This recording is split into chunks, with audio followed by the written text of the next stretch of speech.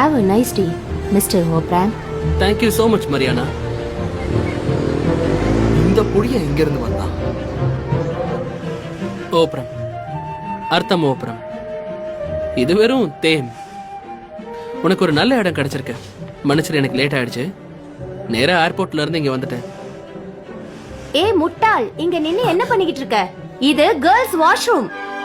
ABC MCN triangular சிங்குலர்னு கண்டுபிடிச்சு காட்டுங்க.